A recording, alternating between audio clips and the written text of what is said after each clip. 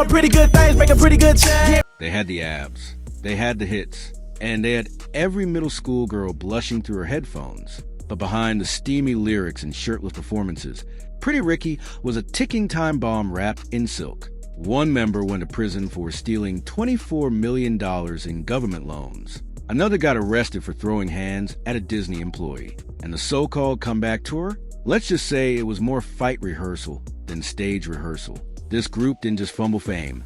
They crashed it in full view. You're about to hear what really happened. The shady contracts, the explosive exits, the shootout that nearly killed a member, and the messy reunion that somehow still happened after all the chaos. This isn't just a story of boy band gone bad. It's a timeline of destruction led by ego, bad deals, and decisions so wild they sound made up.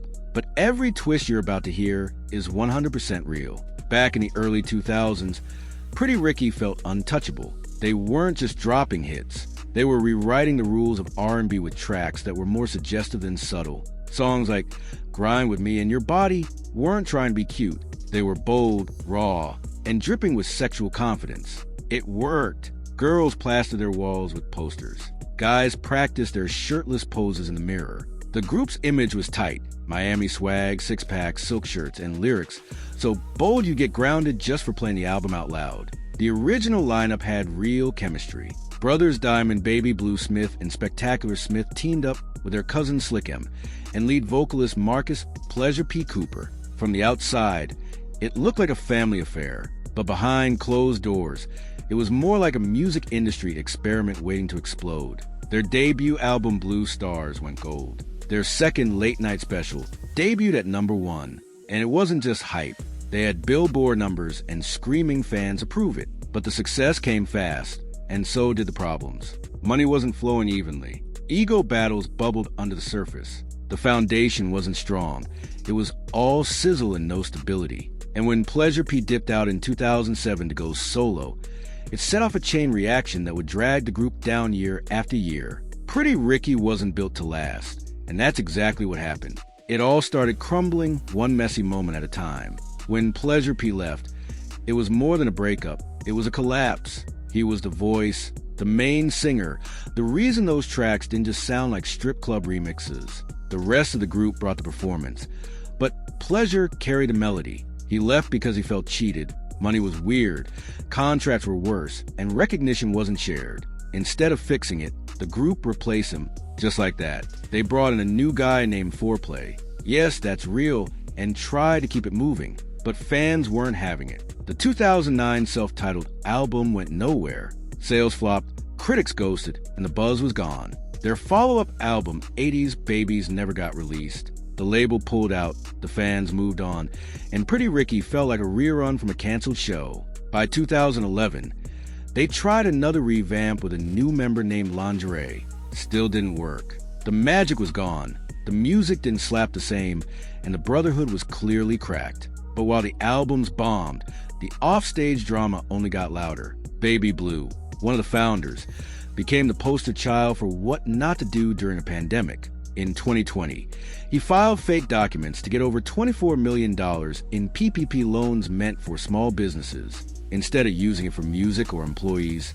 he blew it on Ferraris, designer clothes, and flexing on Instagram. Literally posted about new music while waiting on his court date. In 2021, he got sentenced to 20 months in federal prison. The man went to jail and called it a spiritual journey. Meanwhile, the group still tried to push comeback plans, because apparently a federal sentence isn't enough to cancel a tour. But Baby Blue wasn't the only one spiraling. Slick M, always the wild card, made headlines in 2017 for exposing way too much during a live show. The footage spread online before the group could hit damage control.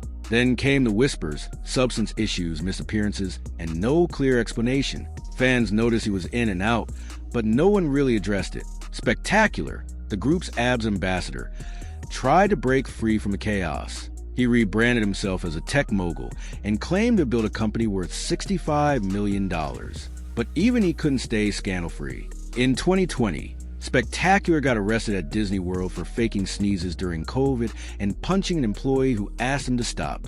Yep, Pretty Ricky had a brawl at the happiest place on earth. And just when you thought Pleasure P had dodged the madness, He got into a wild altercation at a Checkers drive-thru, cursing, resisting arrest, and yet another mugshot added to collection.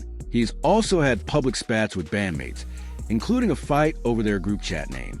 Yes, really, Pretty Ricky couldn't even agree on how to text each other. But somehow, even after all this, they tried to bring it back. In 2015, they dropped a single called Puddles. It was raunchy, nostalgic, and totally ignored. It didn't chart, didn't trend, and didn't help. Still, they hit the media circuit hard, preaching brotherhood and healing. They even got Pleasure P to return for the 2019 Millennium Tour. It was supposed to be their redemption moment. B2K, Mario, Lloyd, and Pretty Ricky all on one stage. And for a minute, it worked. Fans were screaming. Shirts were flying. People believed again. But backstage, the same old chaos. Missed rehearsals, diva attitudes, money arguments. Old issues returned like bad credit. And right when they were finally gaining momentum again, Baby Blue's indictment dropped and sucked all the oxygen out of their comeback. Still, the group tried again. In 2022, Spectacular and Pleasure P teamed up with Ray J and Sammy to form RSVP. Their Verzuz performance went viral, for better or worse. Memes exploded, fans cringed, but once again, Pretty Ricky's name was back in the mix. Whether it was delusion or determination, they were still trying. And that leads us to where they are now. Spectacular claims he's worth over $65 million. Whether that number is real or just branding fluff, he's definitely been in boardrooms more than studios. Pleasure P bounces between solo projects, reality TV drama, and endless online feuds. He's also had to publicly address past allegations that nearly ended his career. Slick M? Total mystery. He pops up now and then, does a few shows, then disappears. Fans wonder if he's battling personal demons or just done with the spotlight. Baby Blue, fresh out of prison in 2023, rebranded himself as Big Money Blue. He posts about positivity, fatherhood, and vague music plans. But let's not pretend this is a fairy tale ending. Pretty Ricky's scandal update didn't just come from one bad decision. It was years of instability, fights, failed reboots, and legal disasters stacked on top of each other. The music faded. The headlines didn't. Yet they still kept pushing. They still believed. And for a moment, fans almost believed too. Pretty Ricky's scandal update isn't about bad luck. It's about bad choices, over and over. But what's wild is how they kept finding ways back into the spotlight. You'd think jail time, drive-through fights, and Disney arrests would end it. But no, they turned reunions into redemption campaigns. Pretty Ricky's latest news wasn't about new music.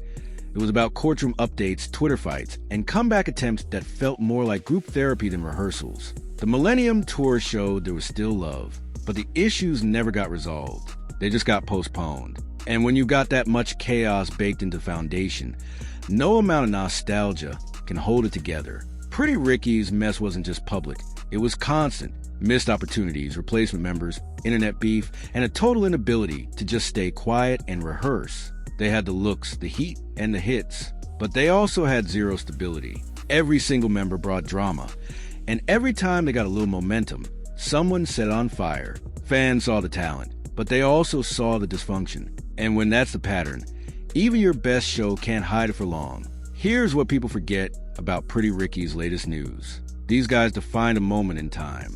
Their music was raunchy, yes, but it hit. They made soundtracks for teen fantasies and high school dances. But what came next? Total chaos.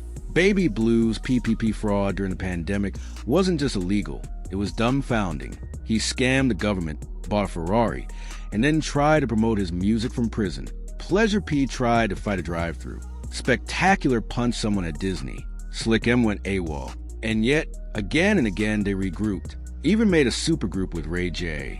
It was a mess, but it was real. The thing is, Pretty Ricky wasn't built on harmony. It was built on image. And when the vocals cracked, the brotherhood broke, and the scandals piled up, there wasn't much left to protect. Still, you can't deny their impact. For better or worse, they left a mark. And even today, Pretty Ricky's scandal update keeps reminding us what happens when fame hits fast and burns out harder. So where does that leave Pretty Ricky today? They're not topping charts. They're not trending on TikTok, but they still live on throwback playlists, meme pages, and reunion lineups that feel more like therapy sessions and concerts. Spectacular might be counting tech money, Pleasure P still chasing solos. Baby Blues rebranding. Slick M somewhere off the grid. But what they did together, that's locked in.